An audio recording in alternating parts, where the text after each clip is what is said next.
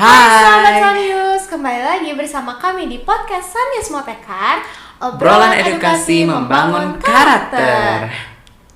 Bersama kami, saya Arfa. Saya Dina. Hari ini tuh kita kedatangan tamu super spesial. Tahu gak sih siapa, Pak? Kira-kira siapa nih? Siapa sih? Aku penasaran. Ada Dita. Halo Dita. Halo. Aku Dita dari kelas 7A. Nah, di podcast kali ini tuh Dita sama kita tuh mau bahas apa sih? Tahu nggak sih? Temanya itu aku tahu sih, tapi kayaknya temanya hari ini kelihatannya berat banget deh. Berat kenapa? Kan gak ada batu di kepala. Bercanda. Wah, berat kenapa? Di sini kan udah ada Dita yang mau ngejelasin tentang sudut pandang Dita sama sudut pandangnya anak remaja zaman now yang pada umumnya ini loh, tentang kebangsaan dan juga bernegara. Nah, kenapa sih harus Dita? Soalnya Dita ini salah satu rekomendasi dari teman-teman juga sama dari guru-gurunya, karena wawasan Dita ini tentang bernegaranya tuh super keren pol loh guys. Wah, gila sih. Iya sih. Oke, kita buktiin aja alias keren apa sih? Iya, langsung aja cus. Oke, menurut menurut Dita nih, mengapa gitu ya kesadaran berbangsa dan bernegara itu penting gitu? Ya, mungkin penting. Kalau menurut aku ya kesadaran berbangsa dan bernegara itu penting banget sih, biar kayak negara kita itu tidak dijajah oleh bangsa lain dan kita sebagai masyarakat bisa membangun negara supaya menjadi lebih maju tanpa ada gangguan dari manapun. Nah, tadi kan Dita ngomong tentang maju gitu ya, negara ini tuh jadi lebih maju bukan mundur. Nah, kalau misalkan lebih spesifiknya lagi nih, kalau misalkan berbangsa dan bernegara itu penting bagi kemajuan negara tuh kenapa gitu, Dit? Penting banget sih buat kemajuan negara, soalnya berbangsa dan bernegara itu kan menciptakan persatuan bangsa Indonesia juga. Nah, persatuan ini juga bisa untuk memajukan negara agar negara lebih, ya tentunya lebih maju lah, bukan Lebih mundur. maju, iya, bukan mundur, Nah, guys. kalau tidak ada persatuan dan kesatuan, ya gimana negara bisa sebanding sama negara-negara yang udah maju yang lainnya, pasti akan terpuruk juga sih. Nah, kalau mundur terus nih, kayak lagunya Zaskia Gotik. Lagunya siapa sih? Syahrini. Maju mundur cantik. Siapa sih? Syahrini dong. Oh, Syahrini. Iya. Salah nih emang. Next aja ya nih. Oke. Menurut Dita sendiri nih, keadaan Indonesia sekarang itu tuh gimana sih? Kalau menurut aku, ya kan Indonesia ini memiliki dasar negara yang bernama Pancasila kan. Nah, Pancasila ini tuh dari dulu udah cocok banget nih sama negara Indonesia. Nah, contohnya tuh kayak kan Indonesia memiliki keberagaman dari mulai suku, agama, budaya, ras, dan masih banyak lagi. Nah, maka dari itu kita wajib mengamalkan nilai-nilai Pancasila di kehidupan sehari-hari. Nah, tapi sangat disayangkan banget nih, kayak aku sering lihat di berbagai sosial media gitu, sering terdapat beberapa oknum. Nah, oknum ini tuh kayak berusaha untuk memecah belah persatuan di Indonesia. Jadi misal kayak si oknum itu kayak suka adu domba antara agama lah, antara suku lah, dan masih banyak lagi. Nah, ngomong-ngomong soal Pancasila nih, aku kepo dong. Bukan aku doang sih, kayaknya aku juga kepo. Iya, kepo banget. Kalau Dita sendiri udah belum nih mengamalkan nilai Pancasila di kehidupan sehari-harinya Dita? Kalau menurut pribadiku sih sudah ya. Menurut aku juga pasti kita semua sudah dong mengamalkan nilai-nilai Pancasila di kehidupan sehari-hari. Contohnya tuh kayak toleransi, bersikap adil, tidak membeda-bedakan, dan juga masih banyak lagi sih. Nah, kalau dari sudut pandang Dita sendiri, buat anak-anak zaman now sekarang nih yang lagi pada umumnya lagi ngehits banget tuh, udah ada belum sih misalnya mengamalkan nilai-nilai Pancasila di kehidupan sehari-hari mereka, atau misalkan belum gitu? Kalau menurut aku ya seperti kata aku tadi yang di soal sebelumnya, ya di beberapa sosial media itu berapa oknum-oknum ya kayaknya sebagian besar kayak di sosial media tuh anak-anak gaul semua nggak sih, anak-anak Gen Z banget. Nah, kayak mereka tuh ya sering ada beberapa oknum yang sering mengadu domba juga, kayak kurang sesuai dengan perilaku nilai-nilai Pancasila.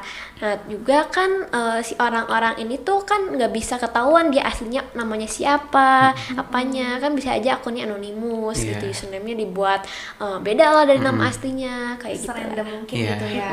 Oke. Tapi nih Dit, kalau misalkan si oknum-oknum ini tuh misalnya teman atau nggak soulmate kamu atau nggak orang-orang kayak yang kamu kenal lah, bisa saudara atau di lingkungan masyarakat gitu, mau kamu apain, misalnya kamu tegur atau kamu marahin atau kamu gimana gitu, takol gitu misalkan. Nah, kalau menurut aku, misal ada seseorang yang aku kenal melakukan kayak begitu, aku pertama-tama aku merelai antara korban sama si oknum ini.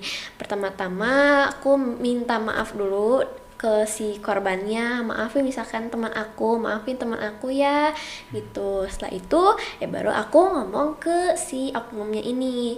Nah aku ngomong kayak kamu jangan kayak gitu, kasihan dia, kayak dia nggak salah apa-apa, kok kamu kayak gitu sih, kayak ya gitu aja, kamu tuh berlaku yang gak baik gitu loh, tidak ada manfaatnya kayak gitu tuh. BTW anybody home nih. Apa itu anybody home ya? Kira-kira nih ya, kalau ada tindakan diskriminasi dalam masyarakat nih, kira-kira Dita sendiri akan ambil tindakan apa gitu? Kalau aku yang pertama itu aku akan melapor kepada yang berwajib. Misal terjadi diskriminasi di sekolah, aku melapor ke guru. Dan yang kedua, misalkan dari posisi korban, aku akan tetap bersabar aja sih. Soalnya kita kan nggak boleh membalas kejahatan dengan kejahatan. Balas dengan kebaikan aja sih. Tapi kalau Dita sendiri udah nemu belum nih misalkan ada diskriminasi di masyarakatnya rumah Dita atau ada di sekolah Bu? Kalau di sekolah, karena kan sekolah kita ini punya aturan kan, kita juga anak sebagai siswa-siswi wajib kayak menaati aturan itu. Ya kita juga sadar diri lah, kita ada di sekolah, bisa ditegur, bisa dihukum gitu. Jadi kan kalau di sekolah kayak karena aturan itu ya bisa aja berbuat baik, tapi kan kita nggak tahu di belakangnya, mungkin kalau di rumahnya dia punya teman, dia bisa mengejek, tapi di sini kalian penonton nggak ada yang kayak gitu kan? Ya dong pasti. Anak sains kan baik-baik. Iya benar. Tapi nih Dit, mau nanya lagi dong, kalau misalkan menurut Dita sendiri dampak dari membeda-bedakan tersebut tuh kayak tadi yang Dita sebutin, kayak ras, agama, kayak gitu, dari diskriminasi atau dari yang kayak dampak dari membeda-bedakan gitu, apa sih dampaknya? Dampaknya yang pertama itu ya of course terjadi perpecahan. Nah karena perpecahan ini juga kesatuan Indonesia juga bisa pecah, bisa runtuh. Dan yang kedua itu ya misalkan ada 2 orang yang harus terlibat dalam satu proyek bersama. Nah satu orang ini kayak aku nggak mau nih sama dia soalnya dia beda agama sama aku misal. Nah orang yang kedua juga nggak mau sama temennya ini, aku nggak mau sama dia soalnya dia beda suku dari aku gitu misal. Nah kalau kayak gitu terus ya proyeknya kapan selesai? Kapan majunya gitu. Tapi kalau Dita sendiri perasaannya gimana sih, misalkan Dita ada di posisi korbannya atau temen Dita sendiri gitu yang jadi korbannya, perasaan Dita gimana sih?